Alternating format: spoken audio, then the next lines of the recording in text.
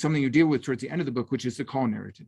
So Yeah. what would you say about that? I mean, you have an interesting sort of thought experiment by comparing it to, I think, some English monk guy who had a similar sort of experience. But like, could we ever know something that Muhammad was really on Mount Hira, and whether or not you believe in the angelic visitation, but had some experience there of feeling that he had a revelation? Yeah. So my version of that is basically no. I don't think that that's a historical story, even though I think it might have historical elements in it. So what in my last one, what I try to show is that a lot of the sirah literature was written to compete with, and in the process of competing, drew from hagiographic models. And we can see these hagiographical models by comparing the stories. Like, so the story that you mentioned is Cædmon. So his story appears in the ecclesiastical history of the Venerable Bede, and his story matches the Prophet Muhammad's Iqra story beat for beat, and it's extraordinary how close they are. I'm going to use Ibn Ishaq's version because it's the version that resembles the Bede version the most. Just one selection of it. There's more resemblances beyond this little passage. But I'm just going to read them both, and we'll kind of see what we notice. So here we go. So it starts off, and the Prophet Muhammad is telling the story, by the way, in the first person. He says, he came to me, that is, Gabriel came to me while I was asleep, with a sheet of silk brocade with writing thereon, and said, read, Iqra. I said, I cannot read. But he pressed against me until I thought I would die. And then he released me and said, read. So I said, what shall I read? Mada aqra. Right? But I only said this to be delivered, lest he once again do to me what he did before. He said, read in the name of your Lord who did create humanity from coagulate. Read, for your Lord is magnanimous, who through the use of the calamus has taught humanity that of which it was oblivious, right? So this is the 96th surah of the Quran. And then the Prophet Muhammad picks up his self-narrative again. He says, I read it, and then he ceased and withdrew from me. I awoke from my sleep, and it was if he had inscribed a scripture upon my heart. Right? In any case, when we get to the Latin version, we see a lot of similarities, also some differences. For one, it's told in the third person.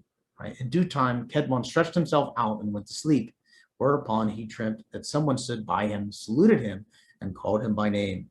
Cædmon, he said, sing to me something. So here, instead of saying read, the command is sing. Right? Cædmon answered, I cannot sing. That is, I don't know how. Once again, the speaker said, nevertheless, you must sing to me. And then he answers again back, what shall I sing? Sing, he said, of the beginning of creation. It's interesting that we have creation in both versions too. At which answer he began to sing in praise of God, the creator, verses he had not heard before. And when he awoke, he remembered all that he had sung while asleep, and soon added more verses in the same manner, praising God in fitting style. At the end we have, so there's a lot of interesting things that we have here, right? So it's not just, so we have differences, like I said before. One is a command to read, one is a command to sing. But also we have this shared structure that's very interesting. So we have one command, read, and then the response is I cannot. Sing, I cannot. And we have the command again, read, and then instead of saying I cannot, it's what? What shall I read? And so in the Cædmon version, of course, it's what shall I sing? And then we get number 3, read, and then it gives this the composition, the divine composition, and then the same thing happens in the Cædmon story. Interestingly enough, the Prophet Muhammad, when he awakes, he just says it's as if the scripture had been inscribed upon my heart, or even in my mind, you could translate as. In other words, he had memorized it perfectly. And Cædmon says the same thing. When he awoke, he remembered all that he had sung. So that's a lot of structural parallel for them to be sharing. And considering that they were, separated by thousands of kilometers, which, 1,000 kilometers back then was many, many more kilometers than they are now. So someone writing in the marshes of Northumbria versus someone like writing maybe in the Hijaz or in Syria or in Baghdad or whatever, these are very different localities. How can we explain there's similarities, right? And so I'd argue that they're both drawing from a common kind of hagiographical store of material. And that's why they look similar.